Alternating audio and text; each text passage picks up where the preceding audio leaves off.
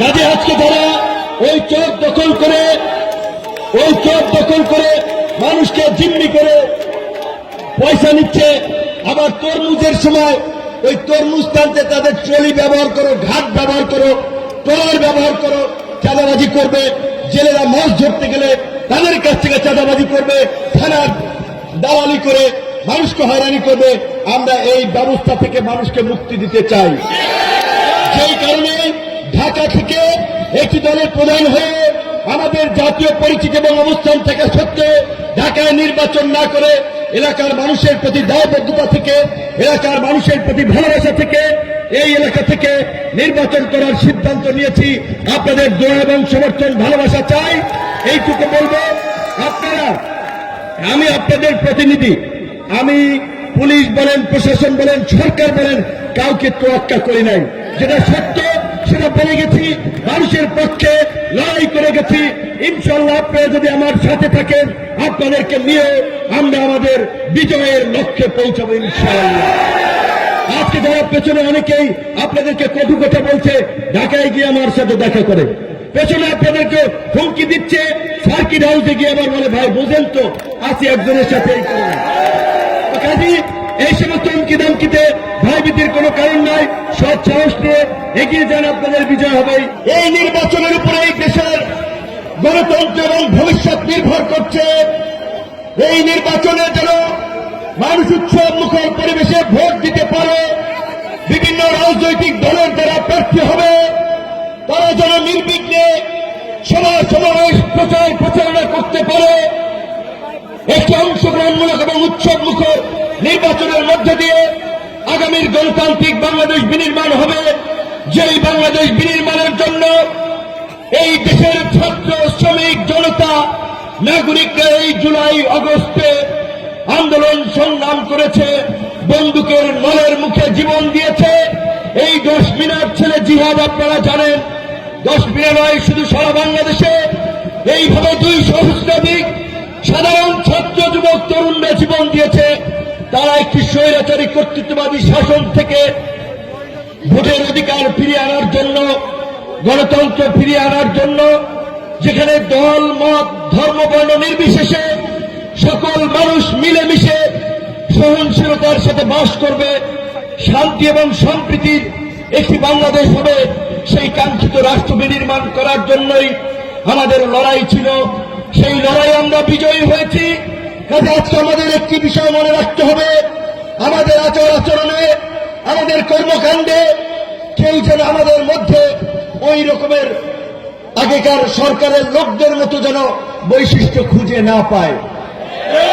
আজকে 10 মিনিট আসার পূর্বে আমরা হবিগঞ্জ প্রোগ্রাম করেছিলাম, দিনাজপুরে প্রোগ্রাম করেছিলাম, রংপুরে প্রোগ্রাম করেছিলাম।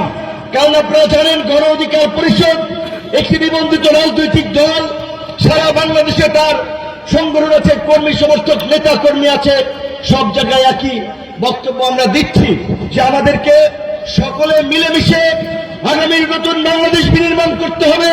কিন্তু দুঃখ লাগে, খারাপ লাগে, নিজের এলাকায় এসে যখন দেখি আমাদের রাজনৈতিক অন্য দলের বন্ধুরা অন্য রাজনৈতিক দলের কর্মীদের সাথে দুর্ব্যবহার করে, ঝামেলা করে, অতি উৎসাহের আচরণ করে।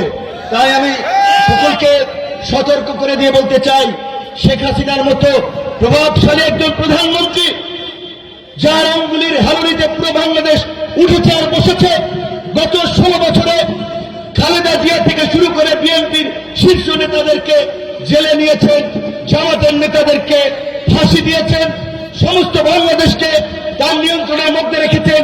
কিন্তু গতকালকে দেখেছেন আপনারা সেই রকমের প্রতাপশালী প্রধানমন্ত্রীর ফাঁসি রায় হয়েছে। কেন ফাঁসি রায় হয়েছে? এই জুলাই আগস্টের 2000 ছাত্র জনতার হত্যাকাণ্ড সহ গত 16 বছরে প্রায় 5,500 মানুষকে হত্যা করেছে, অসংখ্য মানুষকে রাজনৈতিকভাবে মামলা হামলা দিয়ে পর্যদস্ত করেছে, গুম করেছে, খুন করেছে, এবং আইনের মাধ্যমে আদালত আজকে সাবেক প্রধানমন্ত্রী, স্বরাষ্ট্রমন্ত্রীরও ফাঁসি দিয়েছে। কাজে আজকে যদি আমরা কেউ ভেবে থাকি আমরা বড় নেতা হয়ে গেছি, এলাকায় আমাদের আধিপত্য চলবে, তাদেরকে আওয়ামী লীগ থেকে শিক্ষা দিতে হবে। এই দেশের জনগণ সাধারণ মানুষ যদি ঐক্যবদ্ধভাবে রুখে দাঁড়ায়, যত বড় এই নেতা হল না তোমরা হোক না কেন, কেউ পাত্তা পাবে না। আমরা গণ অধিকার পরিষদের পক্ষ থেকে একটা কথা বলতে চাই, আমরা চেষ্টা চালিয়ে যাচ্ছি আগামীতে একটি সমঝোতার নির্বাচন।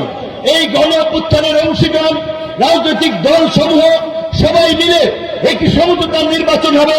যেমন ধরেন, এই আসনে গণ অধিকার পরিষদের প্রার্থী থাকবে, অন্য দলের প্রার্থী থাকবে না। ওই আসনে অন্য দলের প্রার্থী থাকবে, আবার অন্য দলের প্রার্থী থাকবে না। কারণ আমরা চাই সেই গণ অভ্যুত্থানের অংশীদাররা আন্দোলন সংগ্রামের মধ্য দিয়ে 16 বছরের ফ্যাসিবাদকে পরাজিত করেছে। আগামীতে সেই গণ অভ্যুত্থানের অংশীদাররা রাজনৈতিক দল সমূহ ঐক্যবদ্ধ থেকে আগামীতে একটি নির্বাচন করুক, যে নির্বাচনের মধ্যে দিয়ে প্রত্যেকটি রাজনৈতিক দলের সংসদ সদস্যরা ওই জাতীয় সংসদে দেশের উন্নয়ন নিয়ে কথা বলবে, দেশকে কিভাবে বিনির্মাণ করা যায় সেটি নিয়ে কথা বলবে।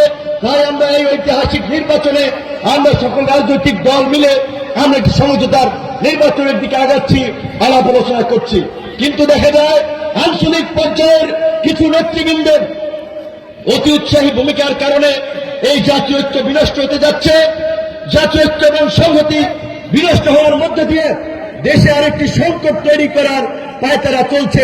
আমরা সেই ফাঁদে পা দিব না।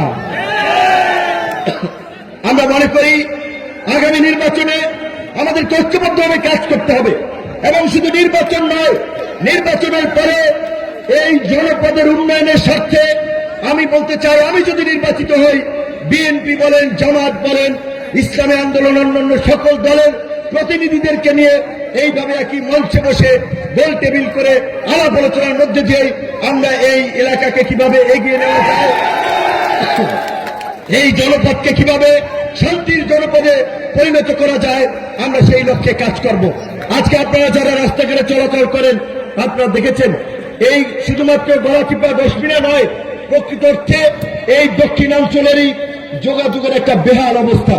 আমরা চাই অন্তত এই এলাকার জনপ্রতিনিধি হলে এই এলাকার মানুষের দুর্ভোগ লাঘব করার জন্য, যোগাযোগের উন্নত ব্যবস্থা গড়ে তোলার জন্য এই রাস্তাঘাটগুলো ঠিক হোক।